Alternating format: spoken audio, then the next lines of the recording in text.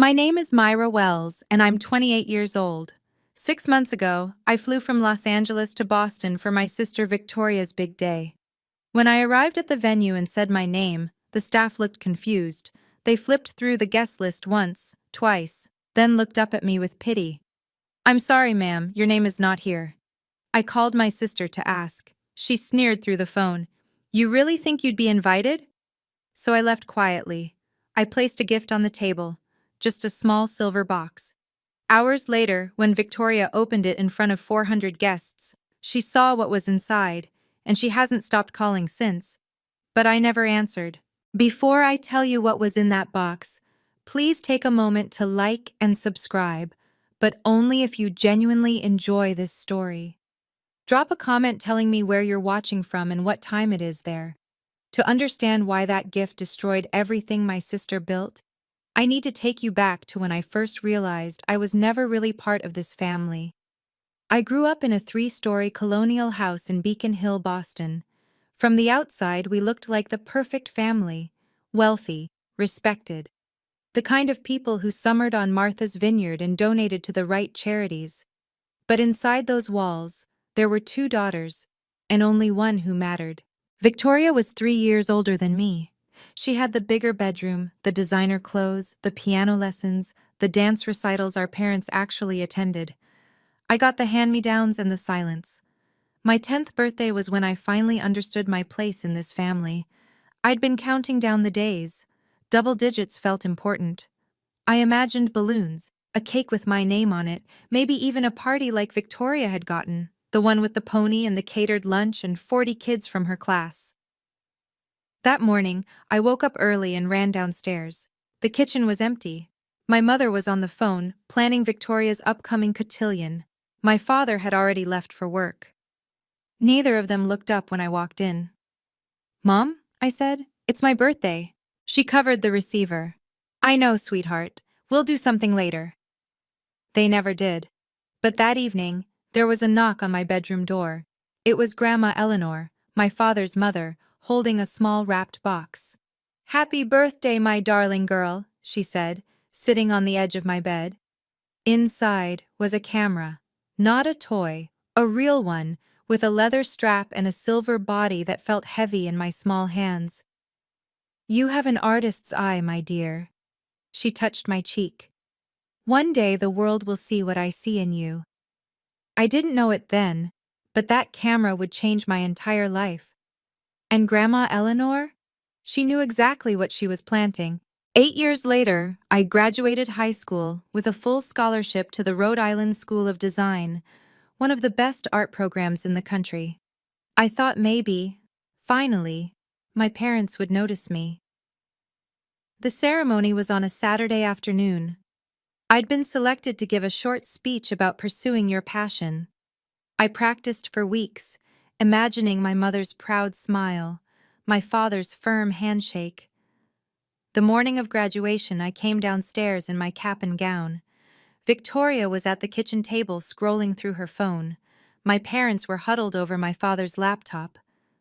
"The ceremony starts at 2, I said. "We should leave by 1 to get good seats." My mother didn't look up. "Sweetheart, something came up." "What do you mean? My father finally glanced at me. "Victoria has a networking event with Goldman Sachs. It's a huge opportunity for her career. We can't miss it." I stood there in my graduation gown, clutching my speech notes. "It's my graduation." "Photography isn't a real career, Myra." My father's voice was flat. "Maybe you should think about business school like your sister." Victoria smirked but said nothing. I walked to that ceremony alone. I gave my speech to a room full of strangers, and when they called my name to receive my diploma, I looked out at the audience and saw only one familiar face. Grandma Eleanor. Front row, clapping louder than anyone. Afterward, she took my hands in hers. "Remember, sweetheart," she whispered, "the greatest treasures aren't always the ones people fight over. Sometimes they're the ones quietly passed on." I didn't understand what she meant. Not then. But I would. Years later, Standing outside my sister's wedding with a silver box in my hands, I would understand everything. After graduation, I packed 2 suitcases and bought a one-way ticket to Los Angeles. I didn't say goodbye. There was no one to say it to. For the next 10 years, I built my life in silence. I started as an assistant to a wedding photographer, carrying equipment and adjusting lighting. I learned everything I could. I saved every penny. And slowly, client by client, I built something of my own. My family never asked about my work. To them, I was still Myra who takes pictures of strangers. Victoria called occasionally, not to check on me, but to update me on her achievements. Senior marketing director at 29, corner office, engaged to a hedge fund manager. Every conversation was a performance, and I was her only audience. I just closed a 7-figure campaign, she said one evening. What about you? Still doing those little photo shoots? I was sitting in my office at the time, the one with floor-to-ceiling windows overlooking downtown LA. The one with awards on the walls and a client list that would make her head spin. I'm doing well, Victoria. Congratulations on your campaign. Thanks. Mom and Dad are throwing me a celebration dinner next week. Obviously, you're not invited. It's just immediate family. I let that sink in. Immediate family. Of course, I said. Have a wonderful time. I hung up and looked around my office. Everlight Studios. My company. $3 million in revenue last year. Celebrity clients. Magazine features. A team of 12. Victoria had no idea. None of them did. And for a long time, I told myself I didn't care. I told myself their approval didn't matter anymore. But then Grandma Eleanor died, and everything changed. The call came on a Tuesday morning. I was reviewing contracts when my phone rang. A Boston number I didn't recognize. Miss Wells? This is Harrison Lawson, your grandmother's attorney. I'm sorry to inform you that Eleanor Hartwell passed away last night. The world stopped. Grandma Eleanor was 82. She'd been slowing down for years, but I always thought there'd be more time. One more visit, one more phone call, one more chance to tell her how much she meant to me. I flew to Boston that same day. The funeral was held at Trinity Church, filled with hundreds of people whose lives she'd touched. Grandma Eleanor had been a prominent arts patron. She'd funded galleries, scholarships, emerging artists. She believed in beauty and the people who created it. I sat in the third row, alone. My parents were in front, accepting condolences. Victoria stood beside them in a black designer dress, dabbing her eyes with a handkerchief. But I noticed something. Between the sympathetic hugs, Victoria kept glancing at my mother, and my mother kept glancing at my father. They were whispering about something. The jewelry collection, I heard Victoria say. Have you talked to the lawyer about when we can— Not here, my mother hissed. We'll discuss it after. I stared at Grandma Eleanor's casket while my family counted her possessions like inventory. She deserved better. We all did. After the service, as people filed out, a hand touched my shoulder. Mr. Lawson, the attorney, gray-haired, kind eyes. Miss Wells, he said quietly, could you stay after? There's something your grandmother wanted you to have. My heart clenched. Of course. I had no idea that what he was about to show me would change everything. Mr. Lawson led me to a small office at the back of the church. He closed the door and sat across from me, a manila envelope in his hands. Your grandmother came to see me 2 years ago, he began. She was very specific about her wishes. What I'm about to show you is separate from her public will. He slid the envelope across the table. Inside were 2 documents and a letter. The first document was a notarized amendment to her estate.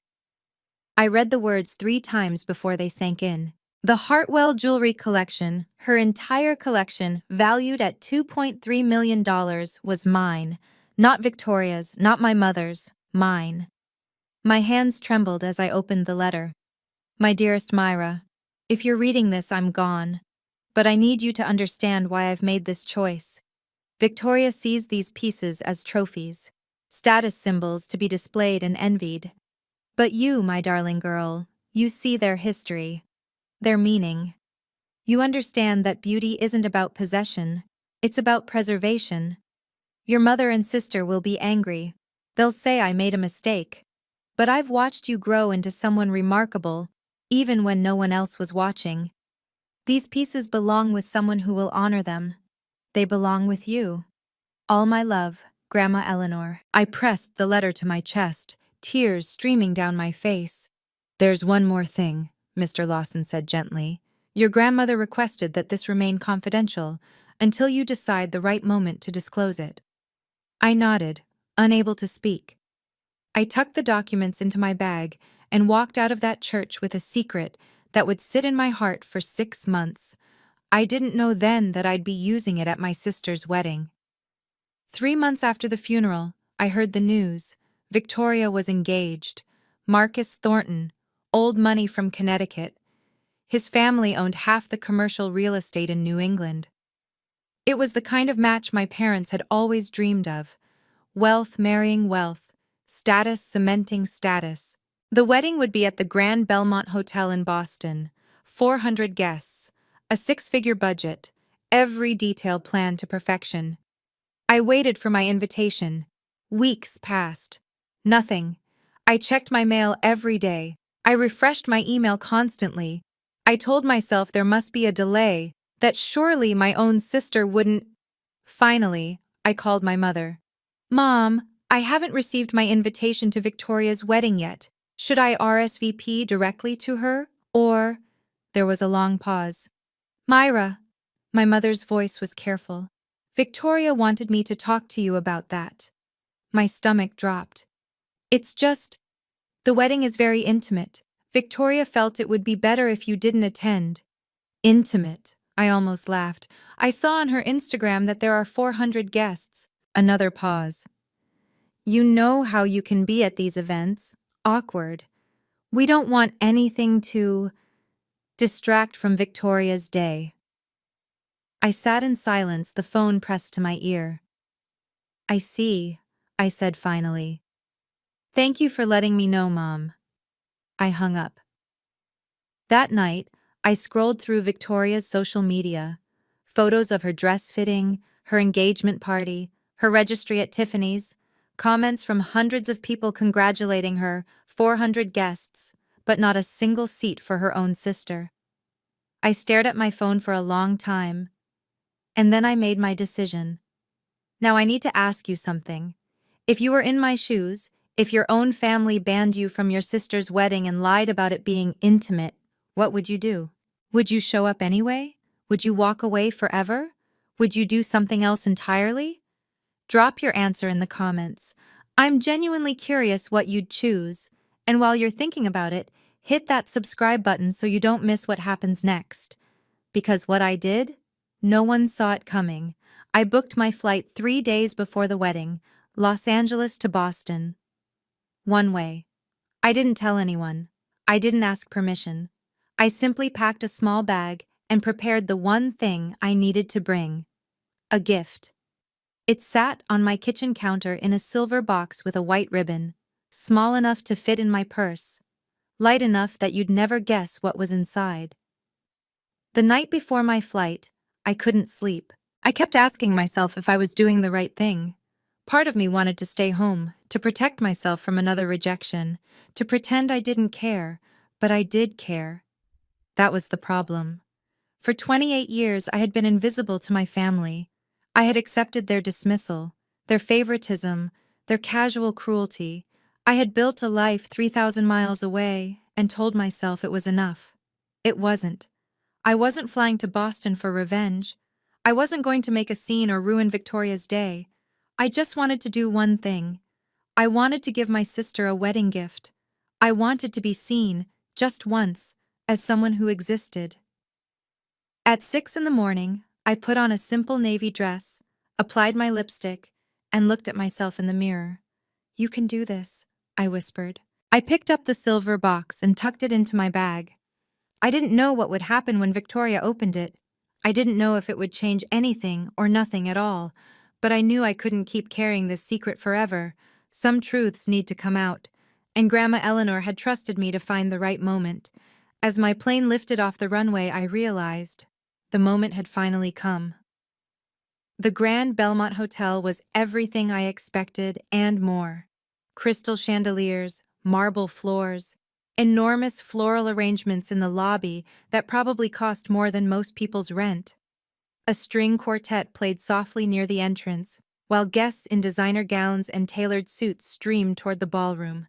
I stood at the edge of it all, clutching my silver box. My heart was pounding so hard I could hear it in my ears. I smoothed my dress, dusty rose, modest, elegant, and walked to the reception table. Two young women in black sat behind a guest list that looked like a small novel. "Good afternoon," I said. "I'm here for the Wells Thornton wedding." "Of course. Name, please?" "Myra Wells. I'm the bride's sister." The woman smiled and looked down at her list. Her finger traced the W's, once, twice, a third time. The smile faded. "I'm sorry, ma'am, your name isn't on the list." "Could you check again?" "Wells." She flipped through several pages. The other receptionist leaned over to help. "There's a Harold Wells," she said, "a Patricia Wells, a Victoria Wells, soon to be Thornton, but—" She looked up at me with something like pity. "No, Myra." The ballroom doors were open behind them. I could see white tablecloths, towering centerpieces, hundreds of people laughing and drinking champagne. 400 guests, but my name wasn't on the list. The receptionist shifted uncomfortably. "Ma'am, is there someone I could call for you?" "No," I said quietly. "That's all right. I'll handle it myself." I stepped away from the table and pulled out my phone. My hands were steady as I dialed Victoria's number. It rang once, twice, and then my sister answered. "Hello?" Victoria's voice was sharp, impatient. Behind her, I could hear the buzz of the cocktail hour, glasses clinking, music playing, laughter. "Victoria, it's Myra." A pause, then a sigh. "What do you want? I'm kind of busy." "I'm at the hotel. My name isn't on the guest list." Silence. I waited. "I know," she finally said. "That's because you weren't invited." Even though I'd expected it, the words still landed like a slap. "I'm your sister." "And?" Victoria laughed, a cold, brittle sound. "You really think you'd be invited? This wedding is for people who matter, Myra. Important people, not someone who takes pictures for a living." I closed my eyes. "I flew across the country." "That's your problem, not mine. I didn't ask you to come, you. I just wanted to give you a gift, to wish you well." "A gift?" She snorted. "What could you possibly give me that I don't already have? Let me guess. A homemade photo album? A coupon for a free portrait session?" I said nothing. "Let me make this clear," Victoria continued. "No one wants you here. Not Mom, not Dad, and definitely not me. You've always been an embarrassment to this family. Go home, Myra. Go back to your little life in California and stop pretending you belong in mine." I stood in the hotel lobby, surrounded by strangers, and let her words wash over me. I could have fought back. I could have yelled, cried, begged, but I didn't. "I understand," I said. My voice was calm, even. "I'll leave your gift at the reception table." "Fine, whatever, don't cause a scene." She hung up. I stared at my phone for a moment. Then I smiled, because I knew exactly what was in that box, and I knew exactly when she'd open it. The gift table was a masterpiece of excess. Hundreds of wrapped boxes in every size: Tiffany blue, Hermes orange, glossy white with golden bows, crystal decanters, silver frames, envelopes that undoubtedly contained checks with many zeros. I walked toward it slowly, my silver box in hand. The receptionist who had turned me away watched from her post. Her expression was uncertain, sympathetic maybe, or just confused by the woman who'd been rejected but hadn't left. I found an empty spot near the edge of the table and set my gift down. It looked small among the grandeur, humble, easy to overlook, easy. I pulled a card from my purse and tucked it under the ribbon. To Victoria, from your sister Myra. Ma'am? I turned. The receptionist had approached, her voice gentle. Are you sure you don't want to stay? I could try to speak with the wedding coordinator, maybe. No, thank you. I gave her a small smile. Some gifts speak louder when the giver is absent. She blinked, clearly unsure what to make of that. I took one last look at the ballroom doors. Somewhere inside, my family was celebrating. My mother was probably complimenting Victoria's dress. My father was probably shaking hands with important people. And Victoria was probably glowing, basking in the attention she'd always craved. None of them were thinking about me. That was fine. They would be thinking about me soon enough. I turned and walked through the lobby, past the chandeliers and the string quartet, and the beautiful people in their beautiful clothes. I didn't look back. Outside, the autumn air was crisp and clean. I took a deep breath, pulled out my phone, and booked the next flight to Los Angeles. As my taxi pulled away from the Grand Belmont, I smiled. The reception would start any minute now, and soon Victoria would reach for my gift. But before I tell you what happened next, I need to take you back 2 months. Back to the moment when fate, or perhaps Grandma Eleanor's spirit, decided to play one final card. It was a Wednesday afternoon. I was at my desk, reviewing invoices, when my assistant knocked on my door. Myra, you have a call. Someone named Caroline Ashford? My heart skipped. Caroline Ashford was a legend in the wedding industry, owner of Ashford Events, the most exclusive wedding planning agency on the East Coast. She'd coordinated ceremonies for senators, celebrities, old money dynasties. She'd also been Grandma Eleanor's closest friend. I picked up the phone. Mrs. Ashford, it's been a long time. Too long, my dear. Her voice was warm, familiar. Eleanor spoke of you constantly, you know. She was so proud of what you've built. My throat tightened. Thank you. I'm calling because I have a bride in Boston who needs a photographer, very particular, very demanding. She wants the best, and I told her Everlight Studios is the best. I appreciate the referral. There's one thing you should know. Caroline paused. The bride is your sister. I sat very still. Victoria signed the contract last week, Caroline continued. She has no idea you own the company. She just saw our portfolio and fell in love with the work. You knew, and you still recommended us? Your grandmother would have wanted this, Myra. She always said the truth finds its own way out. Caroline's voice softened. The contract is already signed. $15,000, non-refundable deposit. Whether you show up personally is entirely your choice. I stared out my window at the Los Angeles skyline. My sister had hired me. She'd signed a contract with the company she didn't know I owned. And she had no idea. There was something else Victoria didn't know. 1 month before the wedding, she'd hosted a bridal brunch. I heard about it through Caroline, who heard about it through the Boston social circuit. 30 women, a private room at the Four Seasons, champagne and crustless sandwiches, and Victoria holding court like a queen. The topic of conversation? The Hartwell jewelry collection. Grandma's pearls will be my something old, Victoria had announced to the room. The collection is worth over $2 million. It's been in our family for generations. How wonderful that it's going to you, someone said. Well, obviously. Victoria had smiled. I was always Grandma's favorite. She knew I would appreciate those pieces properly, not like my sister, who wouldn't know a Cartier from a costume piece. My mother had nodded along, sipping her mimosa. Your grandmother would want you to have them, sweetheart. You were always the one she was proudest of. What neither of them knew, the collection was already mine. It had been mine for 6 months. Victoria had contacted Mr. Lawson multiple times, trying to claim the jewelry before the wedding. He'd politely deflected, citing ongoing estate matters. She assumed it was just paperwork delays. She'd even commissioned a custom display case for her dressing room, ready to receive her inheritance. She'd told Marcus's family about the collection, old money impressed by old jewels.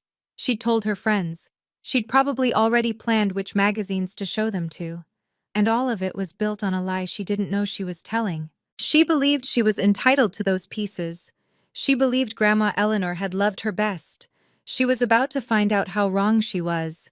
And 400 of Boston's finest would be watching when she did. Now, back to the present.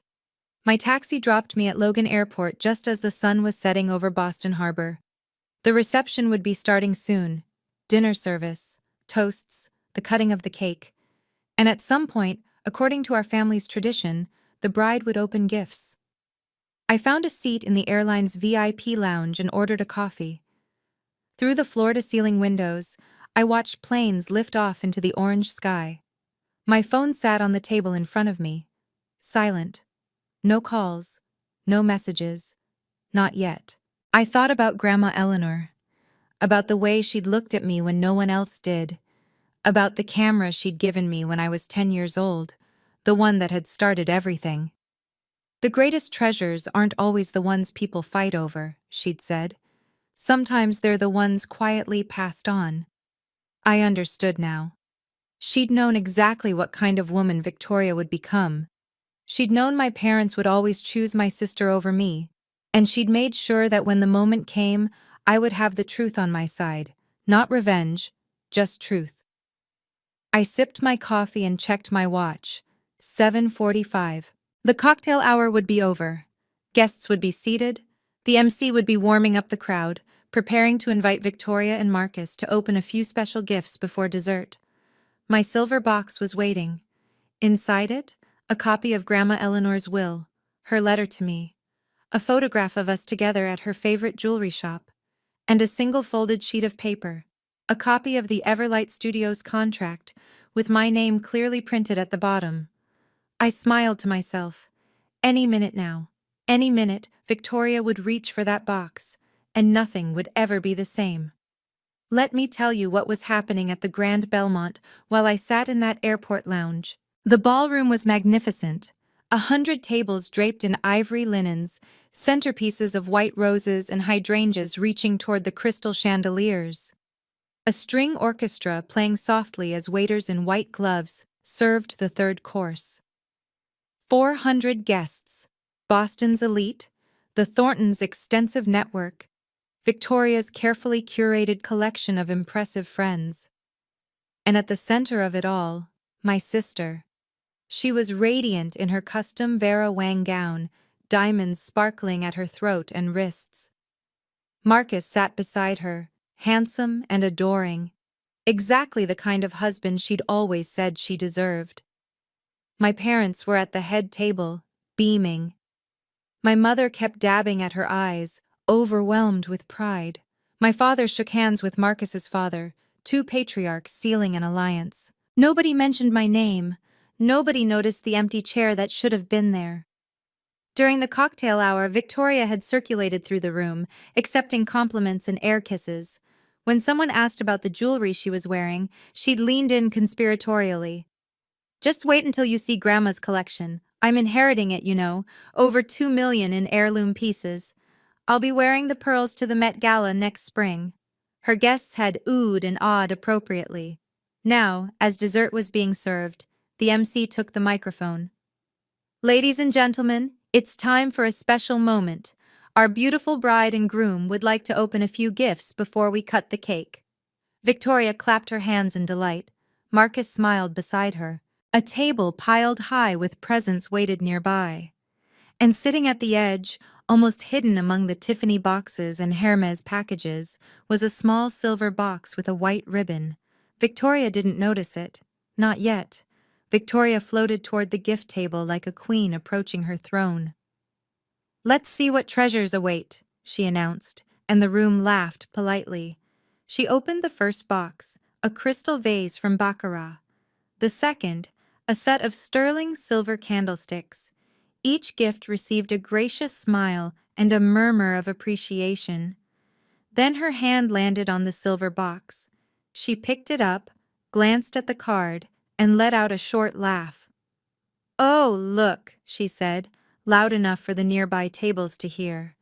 A gift from my sister, the one who couldn't even afford to show up properly. A few guests exchanged uncomfortable glances.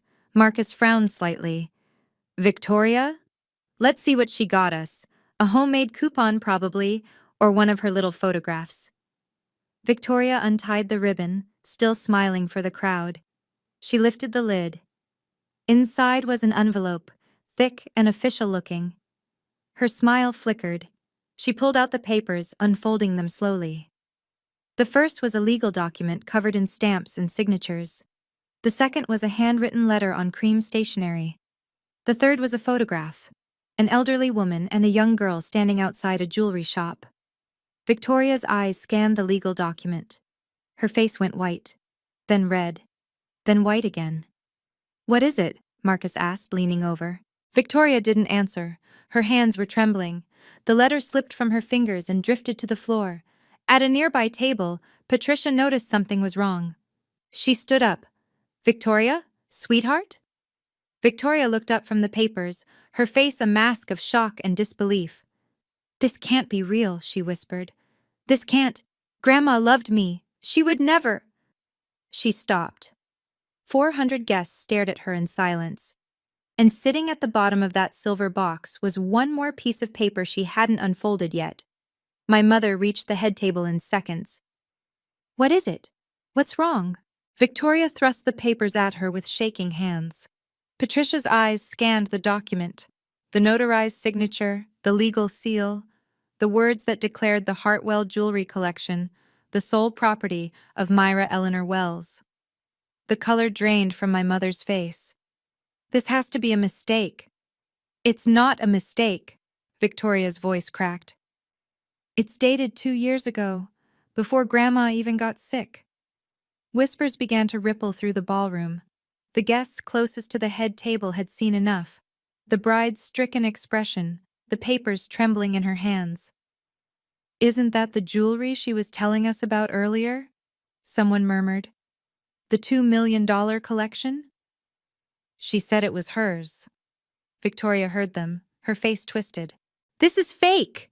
She held up the papers like evidence of a crime. "My sister forged this. She's always been jealous of me." My father appeared beside my mother, his expression grim. "Let me see that." He read the document. Then he picked up the letter from the floor. Grandma Eleanor's handwritten explanation. "Victoria sees these pieces as trophies. Myra sees them as memories. I know who will honor my legacy." His jaw tightened. "Harold?" My mother's voice was thin. "Tell me this isn't real." But my father didn't answer. He recognized his mother's handwriting. He knew her signature. He understood, perhaps for the first time, what Eleanor had seen in both her granddaughters, and what she'd chosen. "This can't be happening!" Victoria snatched the letter back, tears streaming down her face. "Not today! Not at my wedding!" Marcus stood frozen beside her, watching his bride unravel in front of 400 witnesses. He looked lost. He looked like a man who was just beginning to realize he didn't know his fiancée at all. "Wait," Marcus's voice cut through Victoria's sobs. He was staring at the silver box. "There's something else in there." Victoria looked down. At the bottom of the box, half hidden by tissue paper, was another folded document. She pulled it out with trembling fingers. It was a contract, a photography contract. The header read, "Everlight Studios, Wedding Services Agreement." Victoria's eyes dropped to the signature page. Client, Victoria Wells. Owner-proprietor, Myra Wells. Amount paid, $15,000, non-refundable. She stared at it. "No." Her voice was barely a whisper. "No, no, no!" "Victoria?" Marcus took the paper from her. His eyes widened as he read. "You hired her company? You told me your sister was struggling, that she couldn't hold down a job." "I didn't know, I didn't—" Victoria spun around, wild-eyed. "Where's the photographer? Where's the photographer?" A young woman with a camera stepped forward nervously from the corner where the photography team had been working all evening. "I'm sorry, ma'am. I'm the lead photographer. Ms. Wells, Myra Wells, is the owner, but she doesn't typically attend shoots personally. You work for her? The photographer nodded carefully. Everlight Studios has photographed over 200 weddings. We're one of the top firms in the country. The ballroom was completely silent now. 400 guests. Every single one watching Victoria's carefully constructed world crumble in real time. Someone at a nearby table pulled out their phone. Did she say $2 million? And the sister owns a photography company? The one Victoria's been calling a failure? Marcus was still holding the contract, his face unreadable. Victoria. His voice was quiet. What else have you lied about? Victoria couldn't answer. She was too busy reaching for her phone. She needed to call me. She needed to scream at someone. She needed to fix this. But some things can't be fixed. Okay, I have to pause here. Raise your hand in the comments if you saw that coming. Because honestly, even I didn't expect everything to unravel this fast. Victoria just found out that the grandmother she thought loved her best actually saw right through her. And the sister she called a failure? She owns the company that's photographing her wedding. If you want to see how this ends, and trust me, it gets wilder, hit that like button and stay with me, because Victoria's about to make a choice that will define everything that happens next. The whispers had grown into a steady murmur. Victoria stood at the head table, mascara streaking down her cheeks, the damning papers clutched in her hands. My parents flanked her like sentries, though they looked just as shell-shocked as she did. That's when Caroline Ashford stepped forward. She'd been watching from a corner of the ballroom, the elegant wedding planner who had orchestrated every detail of this perfect day. Now she walked toward the head table with the calm authority of someone who had seen it all. If I may. The room quieted. Caroline took the legal document from Victoria's trembling hands and examined it briefly. This is authentic, she said, loud enough for nearby tables to hear. I witnessed Eleanor Hartwell sign this amendment 2 years ago. I was present when she discussed her wishes with her attorney. Patricia stepped forward. Caroline, you can't possibly. I can, Patricia. Caroline's voice was gentle but firm. Eleanor was my dearest friend for 40 years. She told me exactly why she made this choice. Then tell us, Victoria cried. Tell us why she would do this. Caroline looked at her with something like pity. She said, Victoria sees jewelry as trophies. Myra sees them as memories. She said your sister was the only one who ever loved her for who she was, not what she owned. The words hung in the air. At a table near the back, someone was definitely filming on their phone now. She also said something else. Caroline folded her hands. She said, Myra never asked me for anything. Victoria never stopped asking. That mattered to her. Victoria's mouth opened, but no sound came out. For the first time in her life, my sister had nothing to say, and 400 witnesses had heard every word. There's something else people should know.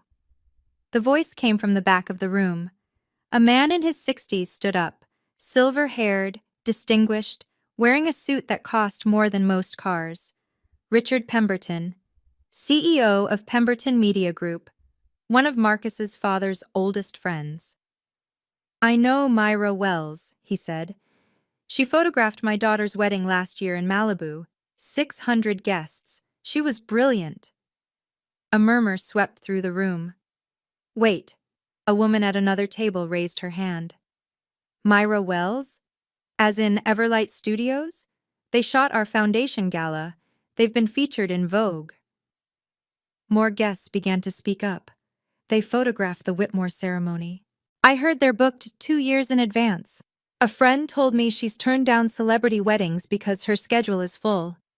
Victoria's face was a mask of disbelief. That's impossible. Myra is... She takes pictures of strangers. She's nobody. Actually, Richard Pemberton said, not unkindly, she's quite successful. Her company did over $3 million in revenue last year. She's one of the most sought-after wedding photographers on the West Coast.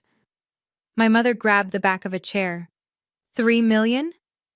She looked like she might faint. My father stood very still, his face unreadable. But I knew that expression. He was calculating, re-evaluating, realizing just how wrong he'd been.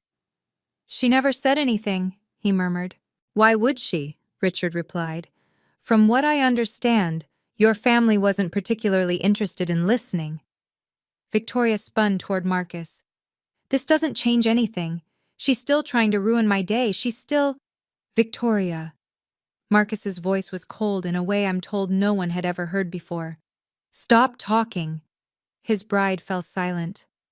And in that silence, the truth settled over the room like dust after an explosion.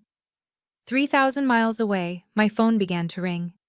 I was still in the airport lounge, nursing my second coffee, watching the last light fade from the Boston skyline. The screen lit up with Victoria's name. I let it ring. She called again, and again, and again. 5 times, 10, 15. Then my mother's name appeared. Then my father's. The messages started flooding in. "Victoria, pick up the phone right now. Victoria, you ruined everything. Victoria, how could you do this to me? Mom, Myra, call me immediately. We need to talk. Dad, this is unacceptable. You will explain yourself. Victoria, I will never forgive you for this. Victoria, the whole room is staring at me. Victoria, what was in that box?" I watched the notifications pile up. The screen glowed with their rage, their desperation, their demands. 47 missed calls by the time I finished my coffee. I silenced my phone and slipped it into my bag. A gate agent announced that my flight to Los Angeles was now boarding. I gathered my things and walked toward the departure gate, past families reuniting and couples saying goodbye and business travelers typing on their laptops. Nobody in that airport knew what had just happened in a ballroom across the city. Nobody knew that a family was fracturing in real time, that a bride was crying in front of 400 guests, that a truth hidden for years had finally clawed its way into the light. I handed my boarding pass to the agent and walked down the jetway. But just before I turned off my phone, one more message arrived. Not from Victoria, not from my parents, from Marcus. And what he said made me pause. Marcus. "Myra, this is Marcus Thornton. I'm sorry to contact you like this. I got your number from the Everlight contract." I stood in the airplane doorway, passengers streaming past me, and read his words. "Marcus, I need to understand what happened tonight. Victoria is inconsolable, but she won't explain anything. She just keeps saying you betrayed her." Another message appeared. "Marcus, she told me you were mentally unstable, that you had issues and couldn't hold down a job, that your family had to cut you off for your own good." My chest tightened. "Marcus, I believed her. I never questioned it. I never tried to meet you or hear your side. I'm realizing now that was a mistake." A flight attendant touched my arm. "Ma'am, we need you to take your seat." I nodded and walked to my row, still reading. Marcus. The reception ended early. Half the guests left after Caroline spoke. "My parents are asking questions I don't have answers to.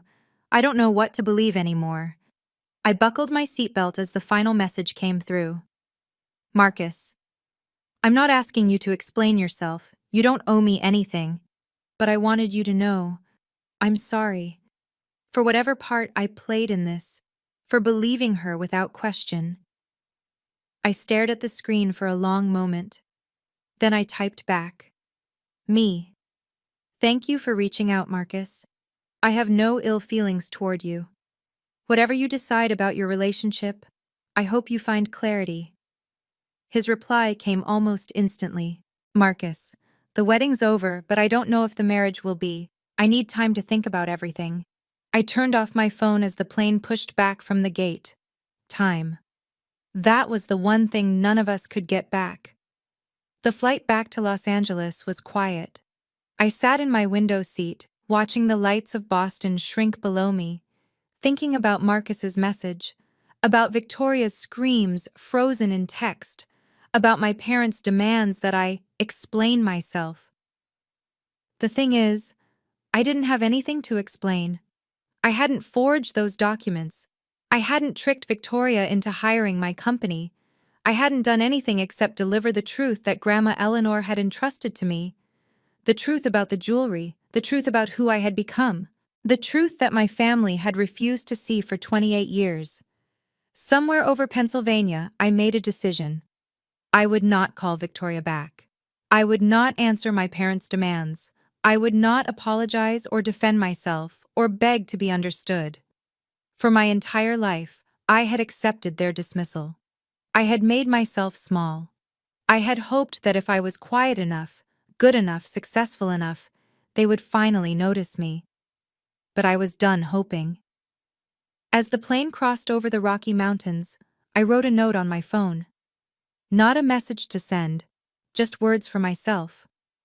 I won't close the door on them, but I won't hold it open forever either.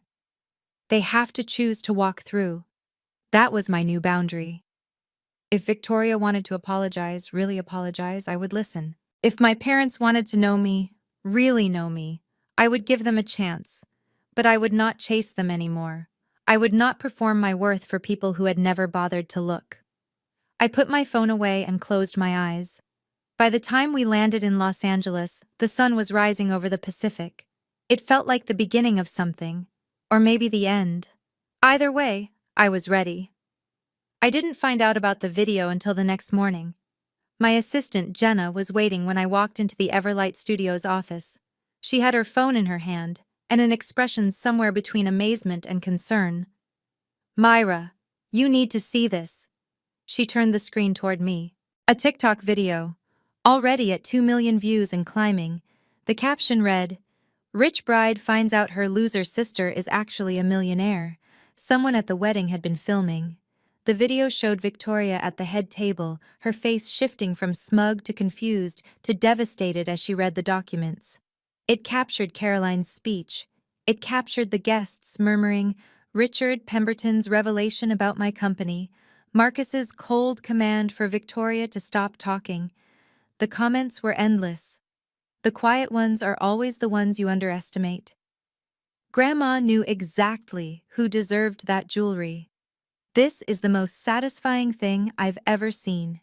Victoria's whole life just got fact-checked in front of 400 people. I scrolled through thousands of reactions, strangers who had never met me, cheering for a woman they only knew from a 30-second clip. "Your name is trending," Jenna said quietly. Everlight Studios got 300 inquiries overnight. I sat down slowly. I hadn't wanted this. I hadn't filmed anything, posted anything, tried to go viral. I just wanted to be seen by my family. But now the whole world was seeing something. My phone buzzed. An email from a reporter at the Boston Globe. "Ms. Wells, we'd love to interview you about the viral wedding video." I deleted it. "Cancel my meetings today," I told Jenna. "I need some time to think." Because this wasn't over. This was just the beginning, and I had a feeling my family would be showing up soon. 3 days later, my mother appeared. I was in my office, reviewing proofs from a recent shoot, when my receptionist buzzed. "Ms. Wells? There's a woman here to see you. She says she's your mother." I closed my eyes for a moment. Then I stood and walked to the lobby. Patricia Wells stood near the entrance, looking utterly out of place. She was dressed in her usual Chanel, pearl earrings, silk blouse, perfectly coiffed hair, but her eyes were red-rimmed and uncertain. She stared at the reception desk, at the awards on the walls, at the framed magazine covers featuring Everlight Studios. "This is yours?" she said when she saw me. "All of this?" "Yes. You never told us. You never asked." She flinched. I led her to my office and closed the door. She sat in the chair across from my desk, her hands folded tightly in her lap. "I came to talk about what happened," I assumed. "You ruined your sister's wedding." Her voice cracked. "How could you do that to her?" "I wasn't at the wedding, Mom. I wasn't invited." "You know what I mean. That stunt with the gift." I leaned back in my chair. I gave her Grandma Eleanor's truth. The documents are real. The will is legal. Everything in that box was authentic. But why? Why humiliate her in front of everyone? I didn't humiliate her. She humiliated herself. I kept my voice steady. She spent months bragging about jewelry that was never hers. She lied to her fiancé about me. She told everyone I was a failure. My mother's face crumpled. Mom, I leaned forward. I spent 28 years being invisible to this family. I'm not asking for an apology. I'm just asking for honesty. She stared at me. And then, for the first time in my life, my mother actually looked at me. My mother's gaze traveled slowly around my office. The floor-to-ceiling windows overlooking downtown LA. The awards displayed on the shelves, industry recognitions, magazine features, a framed letter from a senator thanking me for documenting his daughter's wedding. The photographs on the walls, each one a testament to a career built in silence. Her eyes landed on a picture of me with Grandma Eleanor, taken at her 81st birthday. We were laughing about something, our heads tilted together, and then Patricia Wells began to cry. Not the delicate tears she produced at social events, real sobs, ugly and raw, shaking her whole body. "We failed you," she said between breaths. "I failed you." I didn't move. I didn't speak. I let her have the words.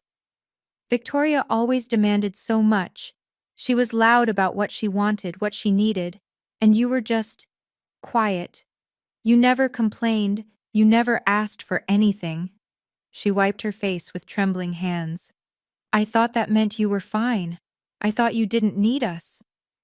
I stopped needing you, I said quietly, because I knew you wouldn't be there. She flinched like I'd struck her. I thought, she struggled to compose herself. I thought we were giving Victoria extra attention because she needed it more. But that wasn't true, was it? She needed it because we taught her to need it, and you stopped needing because we taught you not to hope. I said nothing. Eleanor tried to tell me. My mother's voice was barely a whisper. She said I was losing you. I didn't listen.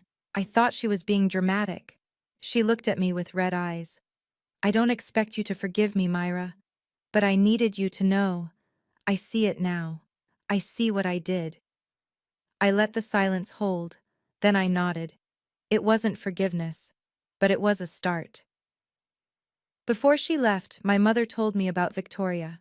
"Marcus postponed the honeymoon," she said, her voice hollow. "He's staying at his parents' house. He says he needs time to think about everything. About whether he still wants to be married?" My mother nodded miserably. The video made things worse. She pressed her fingers to her temples. It's everywhere. 3 million views now. People at Victoria's company have seen it. Her boss called her in for a meeting.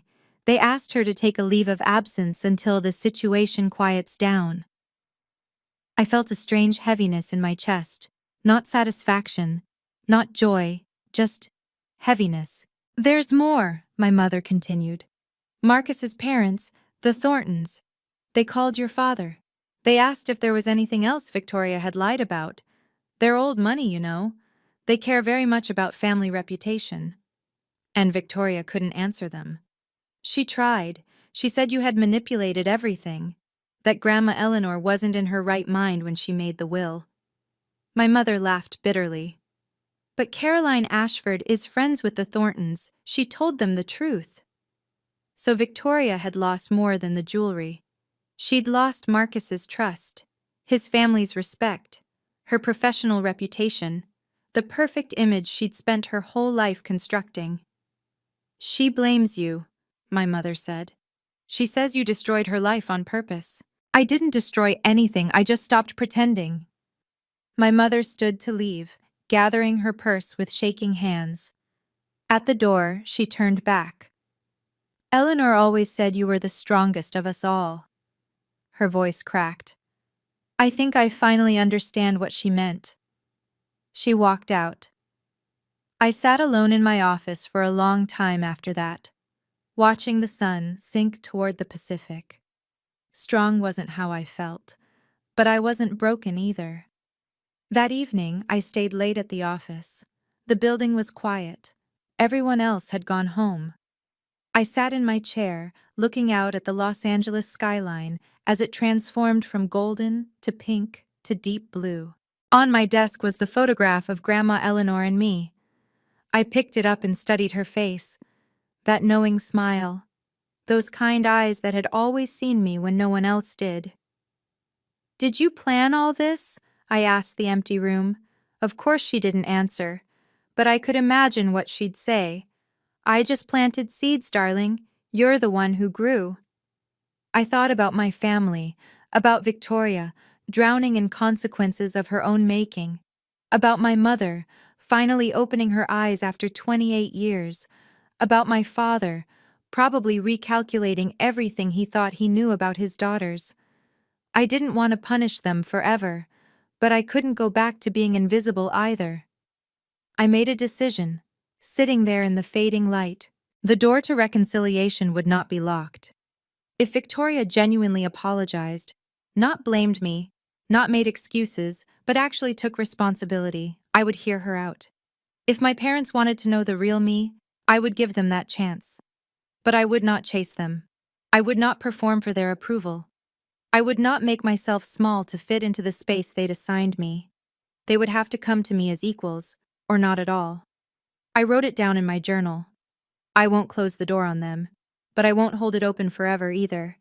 They have to choose to walk through. That was my boundary. Clear, firm, unbreakable.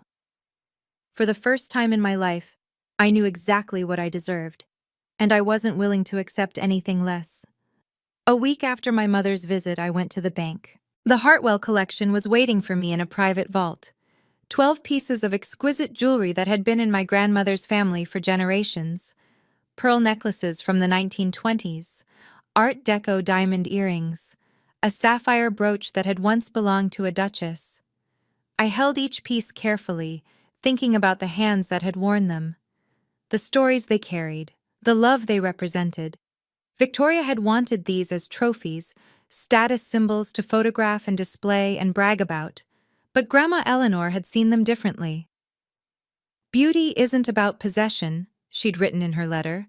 "It's about preservation." I understood now. I arranged for the most historically significant pieces to be loaned to the Boston Museum of Fine Arts, where they would be displayed in the decorative arts wing with a plaque honoring Eleanor Hartwell's legacy. The rest I would keep safe.